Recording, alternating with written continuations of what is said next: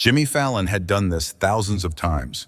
He'd walked the hallway from his dressing room to the stage so often that the floor felt like home beneath his shoes.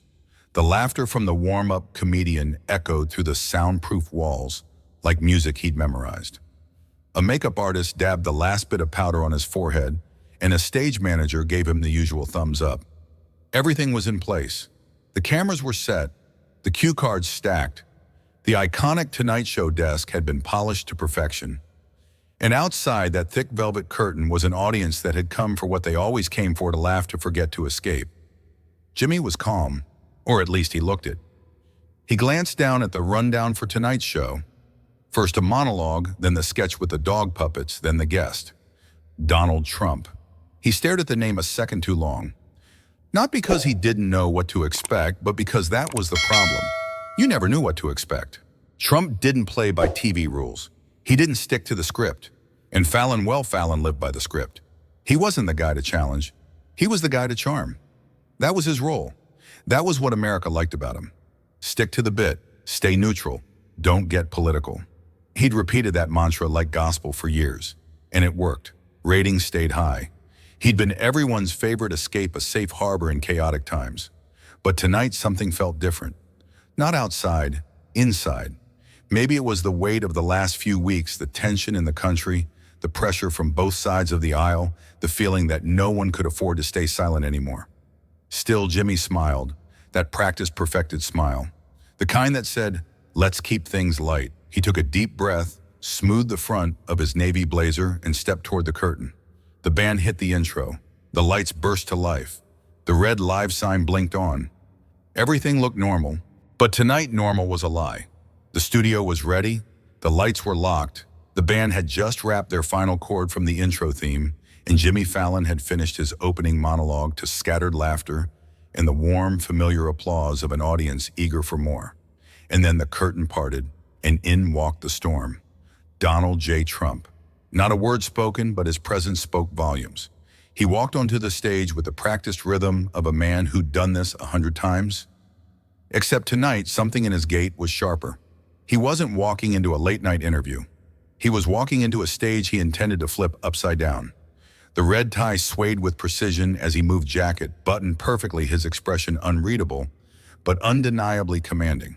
He paused at the edge of the spotlight, not because he had to, but because he wanted to own the moment. The audience reacted, but not in unison. There was no unified cheer, no standing ovation, no clear side to take. A few clapped politely, a few whistled, some booed under their breath. Many just sat still, uncertain whether they were about to watch comedy or confrontation.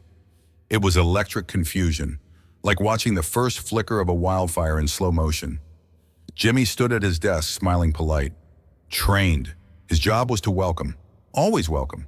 So he extended his hand like he always did. Trump shook it, but stepped in closer, his mouth near Jimmy's ear, and whispered just loud enough for the host to hear, "Let's make this interesting tonight." Fallon froze, just for a blink, then smiled again, that nothing's wrong smile. But the air had changed. Trump turned to the audience and gave them a little wink, like a magician about to pull off a trick nobody agreed to.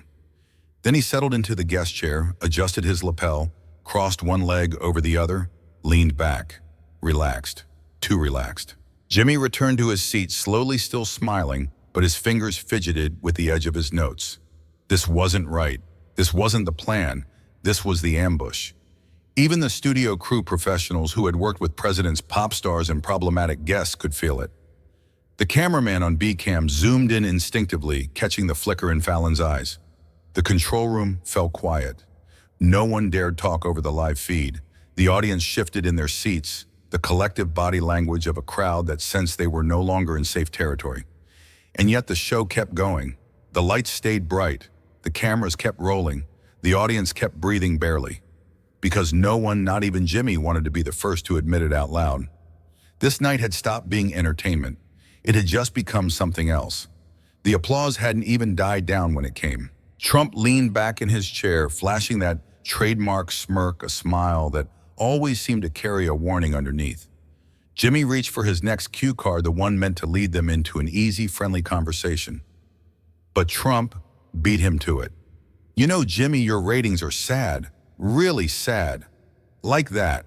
3 seconds into the interview and the first knife had been thrown. It wasn't a joke, it wasn't playful. It was a strategic punch designed to draw first blood. The audience laughed out of habit, out of discomfort, no one was sure. Jimmy chuckled too. Tight, uneasy. His smile now stretched too wide, too long, like a mask refusing to fall off. He responded with something light, maybe a quick joke about being up past bedtime, but it didn't land, because the air had shifted. It wasn't just an insult. It was a signal. Trump had drawn a line. This won't be your regular interview, Jimmy. I'm not here to play along. I'm here to dominate. The control room tensed. The writers just off stage exchanged glances. This wasn't in the rundown. The safe, soft intro had just been hijacked. Jimmy's fingers tapped against the desk just once. His body leaned forward as if to steady himself. He wasn't angry, not yet, but he knew the gloves had come off, and they weren't even 60 seconds in. What followed wasn't a conversation. It was a chess match played out in front of millions masked as late-night entertainment. Jimmy lobbed a soft question about Trump's upcoming business venture, hoping to steer things back to safe ground. Trump smirked. "I've got exciting things coming, Jimmy, but I have to ask, why is your writing staff obsessed with me? 3 jokes last week alone." Laughter flickered across the room. Nervous, uneven. Jimmy's eyebrows lifted, his smile still intact, but thinner now, stretched over rising discomfort. "Hey, we make jokes about everyone. It's comedy. Current events, you know." Trump leaned forward, slow and deliberate, a lion pretending to stretch. Sure. But how come the jokes only ever go one direction?" The crowd hushed, not because of the question itself, but because of how it was asked. It didn't feel like banter anymore. It felt like accusation wrapped in charm. Jimmy sat back, crossing one leg over the other, an unconscious move to create space to regain balance. But he wasn't controlling the room anymore. Not really. Trump had shifted the tone subtly but unmistakably from light to loaded. He knew how to dominate attention, and he was using it. This wasn't about laughs. This was about control. Jimmy, still trying to maintain the nice guy image, didn't bite. Not yet, but his shoulders had tensed. His eyes darted left, a tiny glance toward the control room. The writers noticed. So did the cameras. This was no longer a bit. This was a battle for the frame. And the audience? They were starting to pick sides, quietly, subconsciously. Not based on facts, but based on tone, posture, timing, silence. Like all power struggles, the rules weren't spoken. But the stakes were real. Then came the question. Simple. Calm. But beneath it, a spark ready to set the room on fire. Trump leaned in again, eyes narrowing just slightly, like a man who knew exactly where to strike. "Do your jokes shape public opinion?" The words hung there, not loud, not aggressive, but heavy. Jimmy blinked. For a half second, he didn't answer. That question didn't belong here. It didn't fit the rhythm. It wasn't part of the dance they were supposed to do. So he did what he'd always done. He smiled. He shrugged. He tried to keep it light. "We're just a comedy show." It was meant to deflect, but it didn't land. Trump's smirk widened like a poker player watching his opponent fold too early. "Just a comedy show," he repeated, almost amused. "Sure." The audience shifted again. Not a laugh, not a gasp, just a silence thicker than the cameras could capture. Because deep down, everyone in the room knew that wasn't just a bad answer. It was the first real mistake. By denying the power of his platform, Jimmy had opened the door. And Trump, never one to miss an opening, was about to walk right through it. Trump didn't raise his voice. He didn't need to. His words were sharper than volume. Neutral comedy. What a nice little cover. He leaned back in his chair, confident and casual, but every sentence hit like a scalpel. "You call it humor, but let's be honest, your jokes target the same people night after night. And your audience eats it up because they think it's truth disguised as laughter." Jimmy's face didn't break at first, but the shift was subtle. Too subtle for the untrained eye, but the camera caught it. His eyes no longer smiled. His posture stiffened. The host, America's favorite funny man, was cracking under the weight of implication. Trump pressed further. "You pretend to be neutral, but you're not. You're a performer with a platform playing politics in a suit of comedy. You want power without accountability," the crowd murmured. Even the people in the front row, the die-hard fans, stopped clapping. This wasn't television anymore. It was a televised confrontation between two cultural weapons. Jimmy tried to pivot, to joke, to dodge, to redirect. but his rhythm was off. His timing fractured, because for the first time he wasn't in control. The stage, his sanctuary, was no longer his, and just like that, the curtain fell. And then it happened. Jimmy Fallon stood up, not for a bit, not for applause, not to welcome a musical guest or wave goodbye. He just stood, slow, controlled, like a man who had finally reached the edge of his own script. The audience froze, not a breath, not a cough, not even a whisper. Even the band, always ready with a light-hearted riff to ease the tension, stayed silent. This wasn't a joke.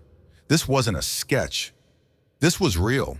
For over a decade, Jimmy had built his career on staying seated, rooted behind the desk, smiling through discomfort, laughing off the moments that hurt just enough to hide. But now he wasn't hiding. The studio lights hit him differently as he rose. Sharper, brighter, almost confrontational. Trump, still seated, tilted his head with a curious smirk as if to say, "So you're really doing this?" Jimmy didn't speak yet. But the message was already loud: "I'm not your clown tonight." This was the moment the audience realized the Tonight Show wasn't hosting a guest. It was hosting a confrontation. And Jimmy, for the first time, wasn't the moderator. He was a participant. Jimmy looked at the audience not as a host, but as a man. No more smile, no punchline, no script. Just breath and truth. "I've been a coward." The words fell heavy. Even Trump leaned back, slightly stunned. "I've smiled through interviews I disagreed with. I've laughed at jokes I didn't think were funny. I've sat behind this desk pretending everything was okay when it wasn't." The crowd didn't cheer. They didn't need to. They listened. Why? Because I was scared. Scared of losing the audience. Scared of upsetting sponsors. Scared of being labeled political or biased or fake. His voice didn't shake. It was steady because the truth has its own gravity. "But tonight I can't pretend anymore. Not when people are hurting. Not when words are being twisted into weapons. Not when comedy is used as a shield instead of a light." He stepped around the desk, something he'd never done before during a serious exchange. No cards in hand, no jokes to land. Just him. "I've made my living making people laugh. But maybe, just maybe, tonight isn't about laughter. Maybe tonight is about saying what needs to be said." And in that moment, the audience didn't see a host. They saw a man scared, real honest. A man choosing truth over applause.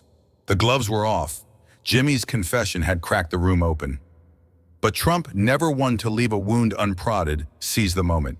"You're not a comedian, Jimmy. You're an activist hiding in a suit." The words hit like a slap, not loud but direct. Like someone flipping a table, not with rage but with precision. Jimmy didn't flinch. Not this time. He stepped forward, away from the safety of his desk, away from the invisible armor of the nice guy. And for the first time, he fired back without a smile. "And you're a salesman manipulating millions with lies." The audience gasped, not from shock, but from the weight of truth finally spoken out loud. "You sell fear dressed as strength, division wrapped in slogans. You stand on stages pointing fingers and calling it leadership. You don't speak for the people, you speak at them to control them." Trump raised an eyebrow, amused but locked in now. He wasn't smiling anymore either. "I speak because no one else will, and people listen because I say what they're thinking." Jimmy's voice dropped to a near whisper, but it cut deeper than a shout. "No, you say what they're afraid of, and then you feed it until it burns through everything." For a moment, the stage was silent, not because the debate had paused, but because it had reached a level too honest for applause. Two voices, two visions, one fight for what truth actually means. What started as a late-night talk show had turned into a courtroom for ideas. And in that moment, neither man was just a man.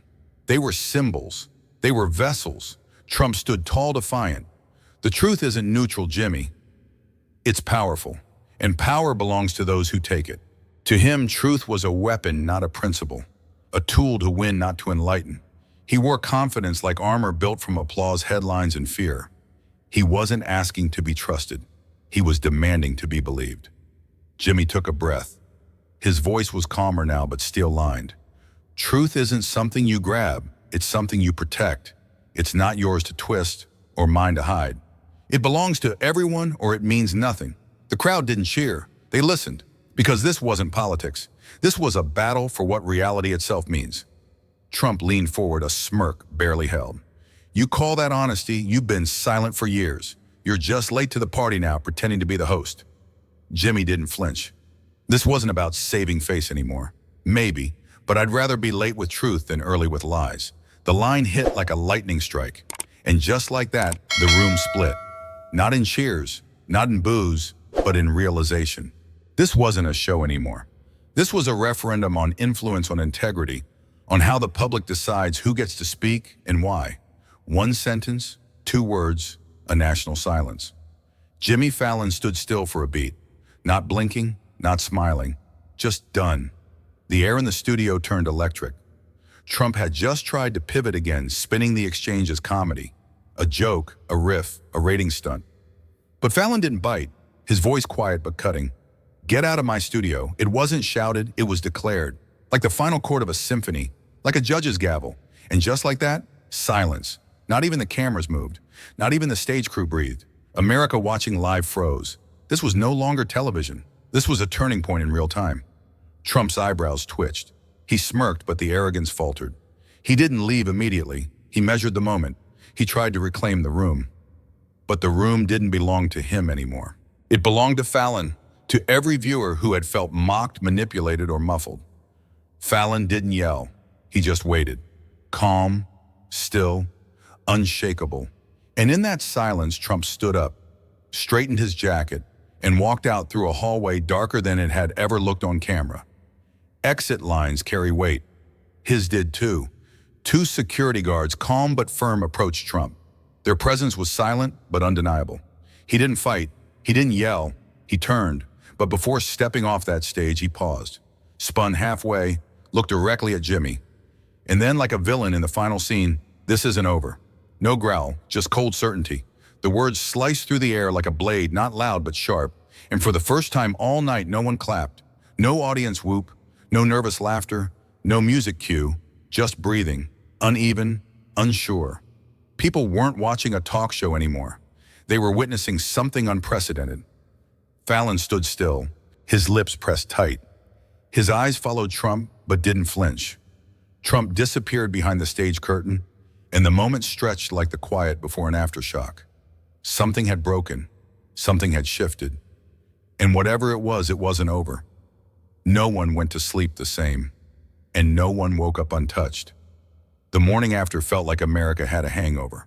News anchors scrambled to rewrite scripts. Hashtags exploded. Millions rewatched the clip, dissecting every pause, every glare, every word. Hashtag Fallon vs. Trump. Hashtag Truth on Air. Hashtag Get Out. People weren't just watching a moment, that they were watching a mirror held up to America. Some said Fallon was brave. Some called him a traitor. Others wondered if it was all scripted, but one truth pierced the noise. This was no longer entertainment. It was a reckoning. Late-night comedy had always been an escape, but last night it became a battlefield. And Jimmy He wasn't just a host anymore. He was a man who had finally picked a side, and in doing so, he forced everyone else to question theirs. When comedy meets truth, can we afford to stay silent? When power can bend justice, is humor still just entertainment? Or has it always been a warning dressed as a joke? The studio lights are off.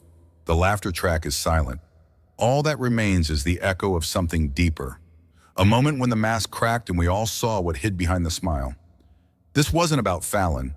This wasn't about Trump. It was about us. What do we expect from those who speak to millions every night to entertain us, or to remind us that sometimes laughter is the last weapon we have against forgetting the truth? Sometimes staying quiet feels like the safest choice. But silence in the face of manipulation isn't neutrality, it's surrender. Whether you're a late-night host, a student, or a parent, there comes a moment when you have to decide, will I protect my comfort or protect what's right? Because every time someone speaks up, someone else finds the courage to do the same. Truth doesn't always roar. Sometimes it starts as a whisper. If this story made you think, made you feel, or made you pause, don't scroll away. Hit that subscribe button. We tell the stories others are too afraid to say, and we do it with heart, truth, and fire. New episodes every week. Tap the bell so you don't miss what comes next.